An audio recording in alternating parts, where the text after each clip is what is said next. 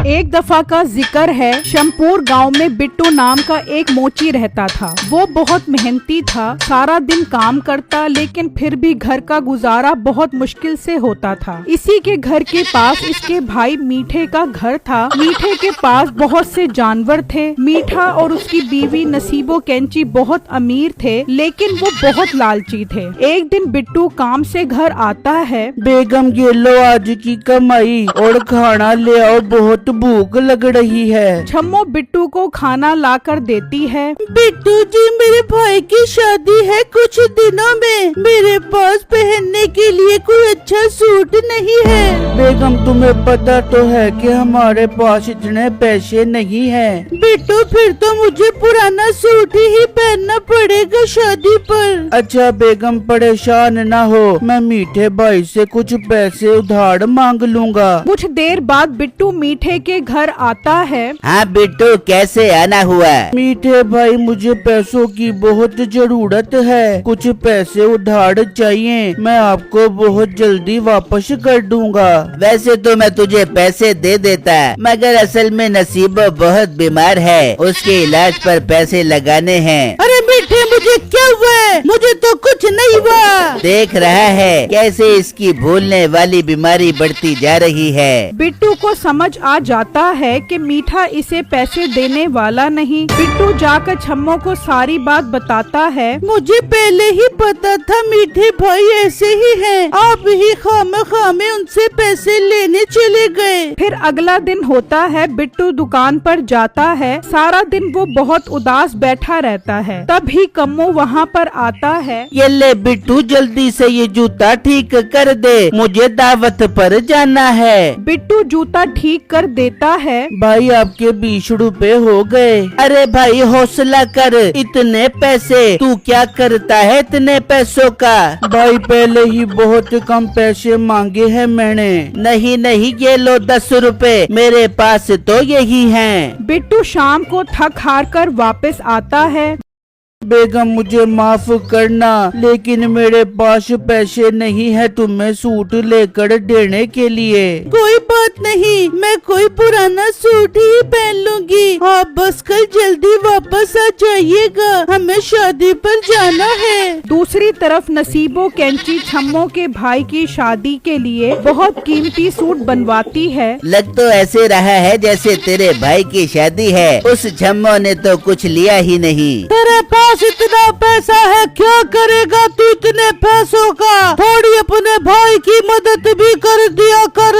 अरे बेगम, अपनी माँ को समझा, मुझे ऐसी बातें सुनना पसंद नहीं है। अगले दिन बिट्टू दुकान पर जाता है। बिट्टू दुकान पर बैठा होता है। उसके पास एक बाबा जी आते हैं। बेटा ये मैंने जूता ठीक करवाना है। जी बाबा जी, हो जाएगा, 20 रुपए लगेंगे। ठीक है, फिर तुम इसको ठीक करो, मैं कुछ देर बाद आकर ले जाऊंगा। जल्दी करना, मुझे आज ही जरूरत है। सुबह से शाम हो जाती है, लेकिन वो बाबा जी वो जूता लेने नहीं आते। अब तो दुकान बंद होने का वक्त आ गया है। एक काम करता हूँ, इस जूते को घर ले जाता हूँ, हो सकता है वो बाबा जी घर आकर ले जाएं। बिट्टू वो जूता लेकर घर आ जाता है। मैंने आपसे कहा था ना कि जल्दी आइएगा, हम लेट हो गए हैं। फिक्र ना करो, अभी वक्त है, मैं बस तैयार हो लूं। बिट्टू तैयार हो जाता है, लेकिन उसका जूता टूटा हुआ होता है। ओहो, मेरा जूता तो टूटा हुआ है, अब मैं क्या पहनूंगा?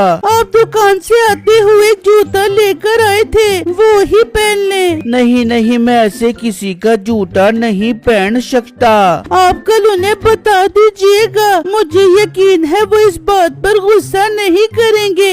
बिट्टू पहले तो मना करता है, लेकिन फिर मान जाता है और वो जूता पहन लेता है। इतनी ही देर में बिट्टू का दोस्त कालू वहाँ पर आता है। यार कहाँ जा रहे हो? हम छम्मो के भाई की शादी पर जा रहे हैं। यार ये मेरी मुर्गियों ने अंडे दिए थे, ये तो अंदर रख ले। अभी तो लेट हो रहे हैं, आकर रख लेंगे। वैसे भी कौन सा इन्होंने सोने के अंडे दिए होंगे। कालू मुर्गियों के अंडे देखता है तो हैरान रह जाता है, क्योंकि वो सोने के होते हैं। ये क्या, ये तो सच में सोने के अंडे हैं। ऐसा कैसे हो सकता है। ये तो बहुत हैरानी और खुशी की बात है। काश ये अंडे पहले आ जाते तो मैं अपने भाई की शादी पर नया सूट पहन लेती। मुझे तो लग रहा है कि तू जो बोलता है वो सच होता है। हा हा हा, रहने दे। अच्छा अब हम लेट हो रहे हैं, हम चलते हैं। किस पर जा रहे हो तुम लोग? पैदल जा रहे हैं और कोई घोड़ा बाहर हमारे लिए तो नहीं खड़ा। बाहर से घोड़ों की आवाजें आने लगती हैं। वो जाकर देखते हैं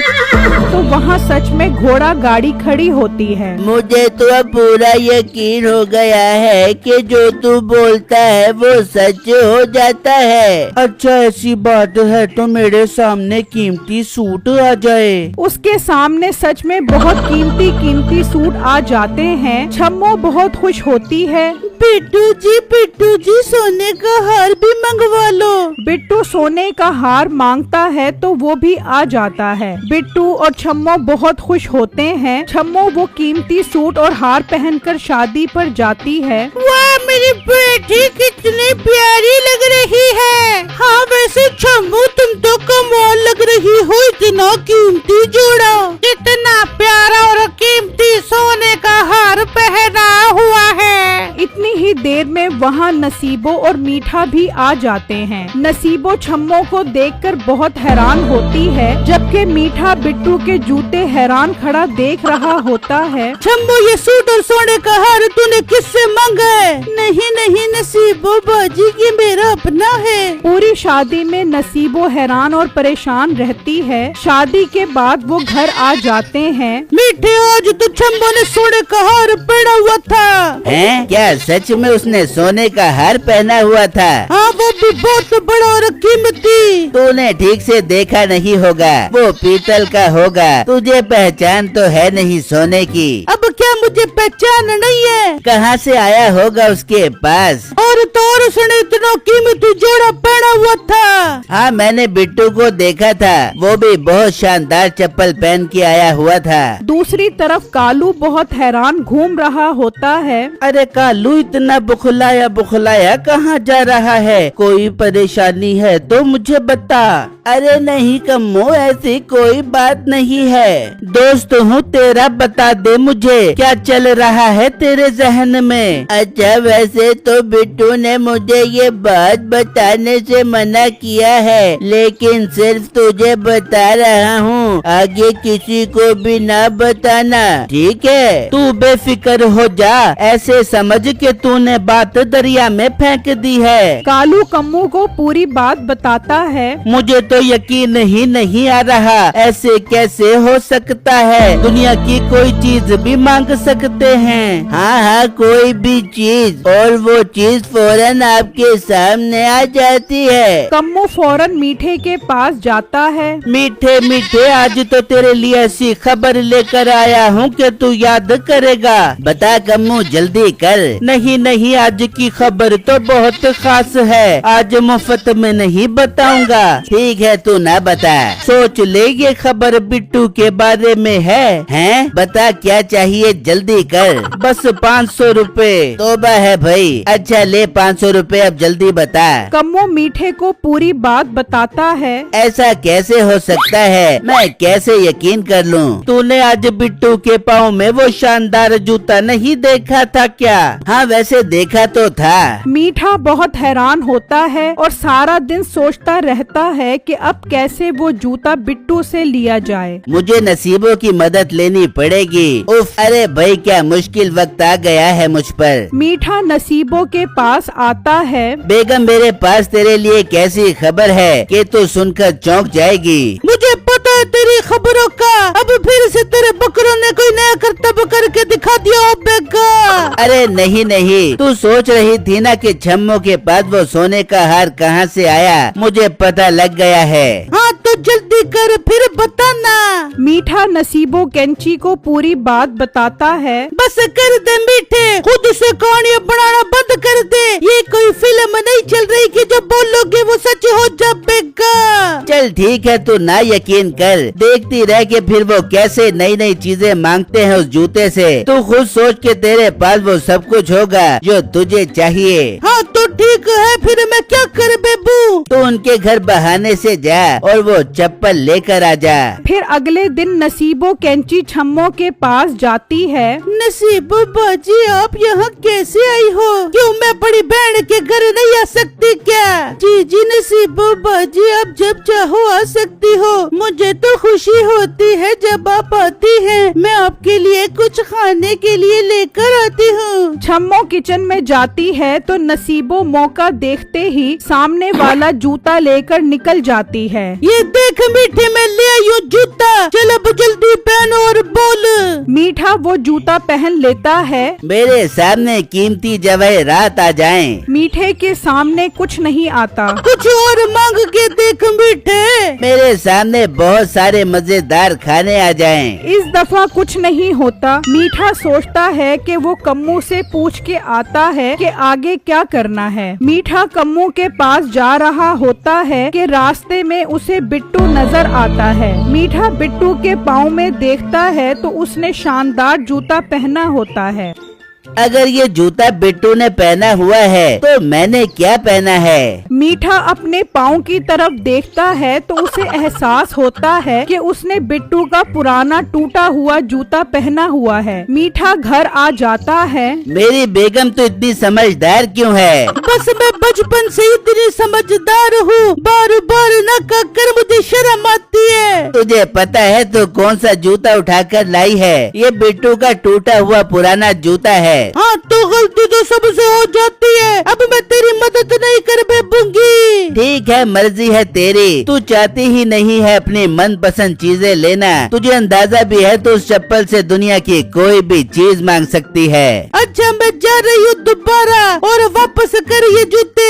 नसीबो वो जूता लेकर जाती है और चुप करके रख देती है और कुछ देर बाद दोबारा छम्मो के घर जाती है। नसीबो बाजी आप आए बैठे, पिछली दफा आप कहाँ चली गई थी अचानक से? वो ना मुझे अचानक से इतला मिली थी कि मीठे की तबीयत खराब हो गई है तो मैं फौरन घर चली गई थी। कोई बात नहीं। ये क्या आज बिट्टू काम पर नहीं गया? नहीं नसीबो बाजी, आज मैंने काम से छुट्टी की है। चल छम्मो कुछ खाना खिला दे, आज तो मैं तेरे घर से कुछ खा के जाऊंगी। छम्मो किचन में जाती है। बिट्टू बहुत प्यास लग रही है, जरा पानी तो पिला दे। बिट्टू पानी लेने जाता है। नसीबो बिट्टू की जादुई चप्पल उठा लेती है और चुपके से वहाँ से निकल आती है। ये ले जल्दी कर मीठे, पैड से और मांग जो मांगना है। मीठा वो चप्पल पहन लेता है। मैं चाहता हूँ कि मेरी मुर्गियाँ सोने के अंडे दें। जा बेगम भाग कर जा, जल्दी से देख आज अंडे सोने के हैं। नसीबो जाकर देखती है लेकिन वहाँ सोने के अंडे नहीं होते। वो आकर बताती है कि अंडे सोने के नहीं हैं। बेगम हो सकता है ये अंडे अंदर से सोने के हों, हम इसे तोड़कर देखते हैं। नसीबो वो अंडा तोड़ती है। उफ कितनी गंदी बदबू है, ये अंडा तो खराब है। चलो छोड़ो इसे,